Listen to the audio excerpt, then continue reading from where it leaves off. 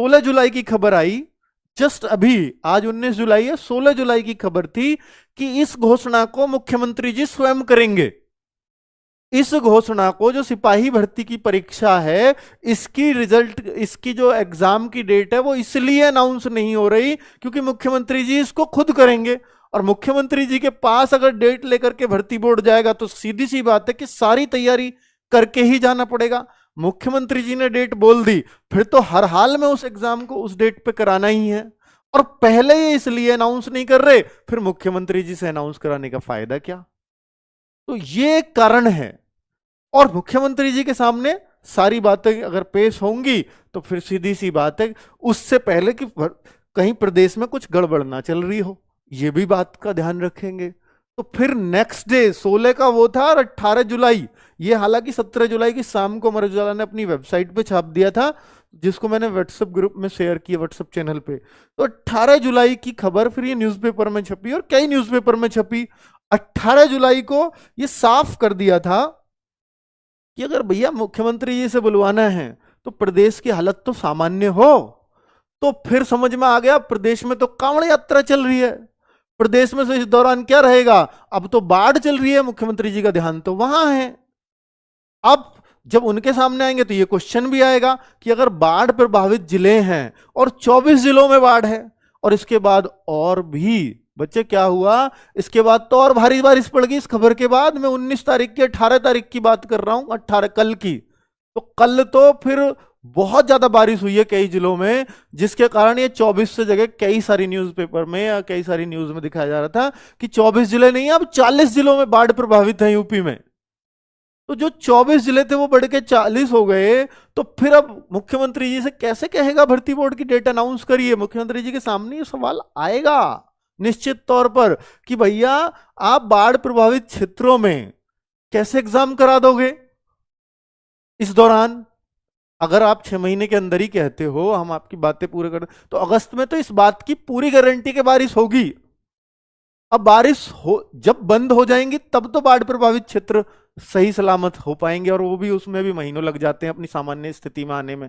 अब सरकारी स्कूलों में आपको एग्जाम कराना है, सरकारी स्कूलों में बाढ़ का सबसे ज्यादा असर दिखता है, प्राइवेट में दिखे या ना दिखे, लेकिन सरकारी स्कूलों में तो भाई पूर्वांचल में तो बहुत ज्यादा दिखता है। ठीक है, तो वहां संभव ही नहीं है। अब सोचिए, जहां 40 जिले के आसपास न्यूज में आ रहा है बाढ़ प्रभावित हैं, टोटल 75 जिले हैं, तो आप एग्जाम कराने की सोच ही नहीं सकते। तो ये, अब इसमें क्या आया, ये सबसे लेटेस्ट खबर ये है, इन्होंने बताया कि भैया मुख्यमंत्री जी के 6 महीने के लिए पूरा तैयारी थी। मुख्यमंत्री जी ने बोला 6 महीने के अंदर एग्जाम कराएंगे। एग्जाम था 17 एंड 18 फरवरी। अब 17-18 फरवरी का एग्जाम था, तो ये हो रहे थे 6 महीने 17 एंड 18 अगस्त को। इस खबर से पहले पूरी तैयारी थी कि 17-18 अगस्त के आसपास एग्जाम करा दिया जाएगा। भर्ती बोर्ड इस हिसाब से लेके भी चल रहा था। गलती तो उनकी नहीं है, पर भैया ये आकस्मिक संकट है, बाढ़। कांवड़ यात्रा तो पहले से शेड्यूल्ड होती है, वो अब दो आफत एक साथ आ जाएं, आफत ये भी, कांवड़ यात्रा बच्चों के लिए तो आफत कर देगी ना, उस सेंस में मैं कांवड़ यात्रा को ऐसे बोल रहा हूं। ठीक है, क्योंकि बच्चों के लिए वो प्रभावित करेगी बच्चों के एग्जाम्स को, क्योंकि जाम लगेगा, ये होगा तो दिक्कतें आएंगी। पर वो केवल वेस्टर्न यूपी की दिक्कत होती, ईस्टर्न यूपी में वो सब नहीं था। पर दिक्कत तो दिक्कत है, क्योंकि हर जिले में एग्जाम कराना है। पहली बात तो अब होम सेंटर नहीं बनेगा, होम डिस्ट्रिक्ट का किसी का सेंटर नहीं होगा, ये तय है।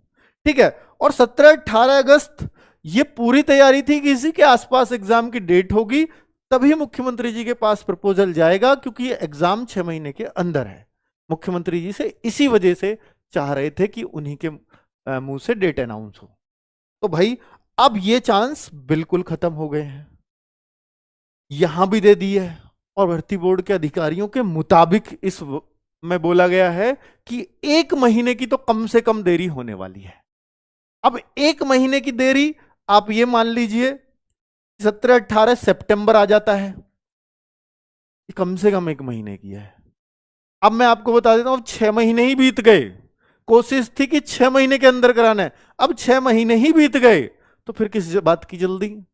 फिर तो 7 में हो जाओ या 8 में हो जाओ, बात बराबर ही है। ठीक है, तो इसलिए अब यहां पर बहुत जल्दी नहीं करेंगे। अब मेन बात है कि सेफ्टी से एग्जाम हो, साफ सुथरा एग्जाम हो, जो हर विद्यार्थी चाहता है। और दूसरी बार अगर ये दाग लगा तो वास्तव में बहुत बुरी बात हो जाएगी पूरे यूपी के लिए। सरकार की भी इमेज का सवाल है। तो निश्चित तौर पर कोई भी नहीं चाहेगा, ना बच्चा, ना सरकार, ना प्रशासन, कि इस एग्जाम में किसी तरह की कोई गड़बड़ हो। तो अब आप ये मान लीजिए कि भाई ये 17-18 सितंबर पे भी नहीं होना, तो अब एग्जाम फिर कब होगा? सवाल तो यही है सर, सवाल तो सेम खड़ा रहा। तो अब एग्जाम आप ये मान लीजिए कि मेरा अपना अनुमान मैंने पहले से आपको देता रहा हूं, अगस्त टू अक्टूबर के बीच में होगा। तो अब मेरा लास्ट महीने पे मैं जाऊंगा अपने पे कि अक्टूबर में आपका एग्जाम संपन्न हो जाएगा, या सितंबर के लास्ट में सोचा जा सकता है। ठीक है, ये संभावनाएं हैं अब प्रबल। तो ये मैंने आपको बता दिया। अब चूंकि सारी तैयारी फुल है भर्ती बोर्ड की कि भाई एग्जामिनेशन सेंटर फिक्स है, अब आपकी जो एजेंसी है जो पेपर कराएगी वो फिक्स है, आपकी सीसीटीवी वीसीटीवी जो एजेंसी थी वो सब फिक्स है, किससे कराना है कैसे कराना है। तो तैयारी बिल्कुल उनके हाथ में है। लेकिन मैं क्यों कह रहा हूं कि सितंबर में फिर भी नहीं हो सकता, इसका कारण है क्योंकि जो बारिश है वो जुलाई अगस्त सितंबर तो चलेगी, और जब तक बारिश चलेगी तब तक बाढ़ प्रभावित क्षेत्र तो सही से नहीं आने, अपनी आम पोजीशन में नहीं आ पाएंगे, सामान्य पोजीशन में नहीं आ पाएंगे। तो आप सितंबर तक तो अब एग्जाम भूल सकते हैं कि सितंबर तक, ये मेरा अपना अनुमान है, मैं फिर बोल रहा हूं ये मेरा अपना अनुमान है कि सितंबर तक तो अब एग्जाम नहीं होना। हाँ, अक्टूबर में पूरे पूरे चांसेस हैं क्योंकि सारी तैयारियां एकदम पूरी हैं, प्रायोरिटी है एकदम कि एग्जाम कराया जाए। तो बहुत अच्छे से भी लेके चले तो अक्टूबर के शुरुआत